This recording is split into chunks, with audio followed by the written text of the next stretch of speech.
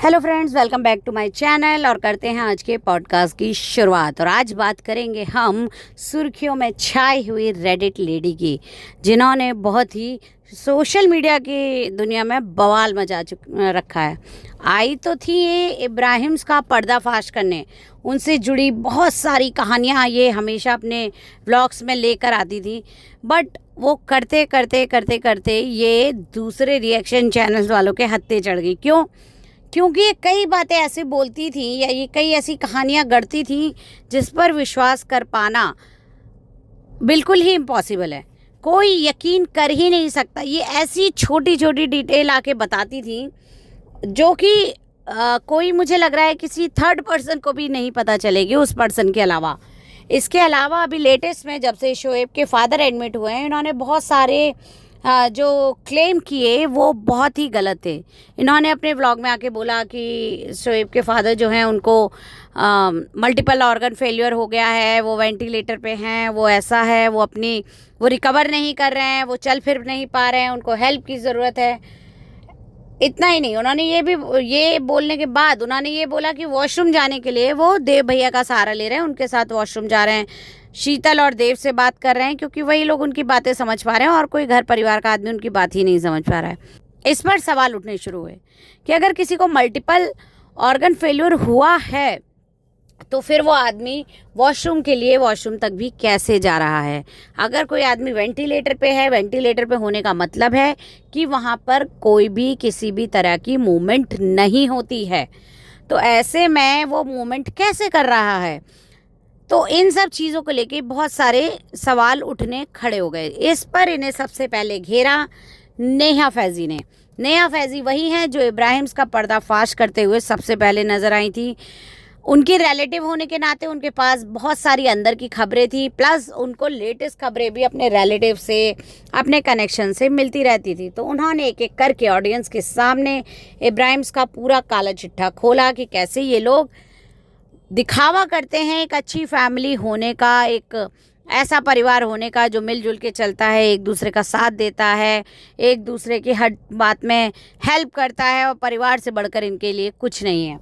नेहा फैज़ी ने इन सब बातों पे कई खुलासे किए, कई सच्चाइयाँ सबके सामने रखी, जिसके बाद ऑडियंस का माइंडसेट बदला और उन्होंने उस नज़रिए से इब्राहिम्स को देखना शुरू किया। अब नेहा फैज़ी ने रेडिट लेडी की इन खबरों पर उंगली उठाई और कहा कि ये ज़्यादातर जो बातें बोलती हैं ये झूठ हैं, और जो भी ऑडियंस मुझे देखती है, मुझे ये कहना है कि वो रेडिट लेडी की किसी भी बात पर विश्वास ना करे, क्योंकि ये कोई भी रिसर्च नहीं करके आती, ये पढ़ी लिखी नहीं है, ये पता नहीं किस बैकग्राउंड से आती हैं, ये सिर्फ व्यूज़ पाने के लिए यूट्यूब पे इस तरह के क्लेम करती हैं। इसके बाद रेडिट लेडी मैदान में उतर गई और उन्होंने नेहा फैज़ी के खिलाफ काफ़ी उल्टी सीधी इधर उधर की बातें निकाली। यहाँ तक कि रेडिट लेडी ने एक और कांड किया। उन्होंने अपने सारे सोर्सेज रिवील कर दिए कि मुझे सारी खबरें निक्कू से मिलती हैं, मुझे सारी खबरें कृष्णा से मिलती हैं। और वो यहीं पे नहीं रुकी, उन्होंने बाकायदा कृष्णा का नंबर यूट्यूब पर पोस्ट कर दिया। उस पोस्ट होने के बाद कृष्णा को कई सारे कॉल्स आने लगे, कई तरह के ऐसे कॉल्स आने लगे जो कि वो एक्सपेक्ट नहीं कर रहे थे। अब जाहिर सी बात है, आप किसी ऐसे फिगर का ऐसे फ़ोन नंबर शेयर कर देंगे तो उसको तो कॉल्स आने ही आने हैं। अब जब उससे कॉल आने लगे तो कृष्णा ने अपने इंस्टाग्राम पेज पर इस बात का क्लैरिफिकेशन जारी किया। कृष्णा ने लिखा, just to clear the confusion, मैं ये कन्फ्यूज़न क्लियर करना चाहता हूँ। My number has been revealed publicly online, मेरा नंबर पब्लिकली ऑनलाइन रिवील्ड किया गया है। And because I manage collaboration brands and businesses regularly contact me through mails and this make it relatively easy for anyone to get my number. तो उन्होंने बताया कि जैसे कि मैं कोलैबोरेशन ब्रांड्स और बिजनेसेस को मैनेज करता हूँ मेल्स के थ्रू, तो मेरा नंबर बाहर आना कोई बहुत बड़ी बात नहीं है, कोई भी इजीली वो ले सकता है। Therefore, anyone using my number and my name to spread false narrative, gain attention or create misleading stories is not presenting the reality। उन्होंने ये भी लिखा कि अगर कोई मेरा नंबर, मेरा नाम यूज़ करके फॉल्स नैरेटिव और अटेंशन गेन करने के लिए, लोगों को मिसलीड करने के लिए कहानियाँ सुना रहा है, तो उसका रियलिटी से कोई लेना देना नहीं है। Please respect my privacy and avoid miss using my contact and my name. मेरी प्राइवेसी की रिस्पेक्ट कीजिए और मेरे नंबर का मिसयूज़ करना बंद कीजिए। When you play this, the life reputation of a good person, life has way to returning the same energy back to you. God bless. A false narrative may fool people for a while, but it can never change the truth. Fear God, respect God, good hearts. उन्होंने लिखा कि अगर आप मेरी life और reputation या अच्छे लोगों की लाइफ और रेपुटेशन से ऐसे खेलेंगे तो लाइफ में आपके पास भी सेम एनर्जी वापस आएगी। फॉल्स नैरेटिव लोगों को कुछ टाइम के लिए मूर्ख बना सकते हैं, पर ये सच नहीं बदल सकते।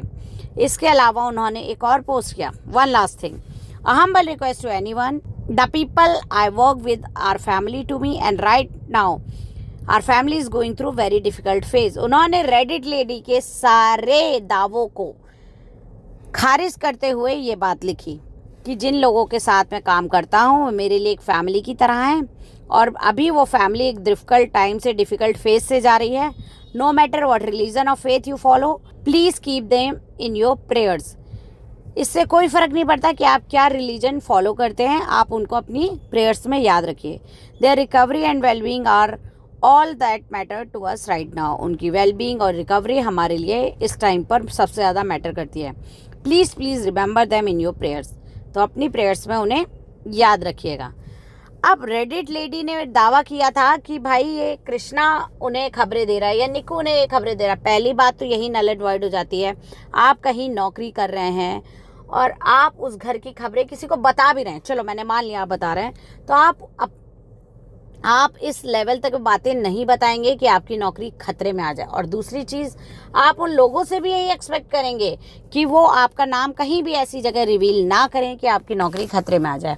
लेकिन यहाँ पर रेडिट लेडी ने अपने ही पैरों पर कुल्हाड़ी मारते हुए कृष्णा का नंबर, कृष्णा का नाम, निक्कू का नाम, सारे नाम रिवील कर दिए। फिर उसके बाद नेहा फैजी के साथ वो जब फेस टू फेस हुआ इन दोनों के बीच में, ये दोनों लाइव पर आए, उस टाइम भी रेडिट लेडी ने अपना रियल चेहरा भी दिखाया, रियल नाम भी बताया, लेकिन ना तो वो ये अपने इस क्लेम को प्रूफ कर पाई कि वो एक सीए हैं, ना ही वो अपने बोली हुई किसी भी बात को प्रूफ कर पाई। और उसके बाद से रेडिट लेडी इंटरनेट से, सोशल मीडिया से, यूट्यूब से गायब हैं। अब वो कहाँ हैं और क्या अगली तैयारी कर रही हैं, ये तो आने वाला वक्त ही बताएगा। फिलहाल आज के पॉडकास्ट में इतना ही। आपकी इस पर क्या राय है आप हमें ज़रूर बताइएगा, और अगर आपको पसंद आया तो इसे लाइक, शेयर, सब्सक्राइब करना ना भूलिएगा, और रेडिट लेडी की खबरों पर ज़रा बच कर रहिएगा।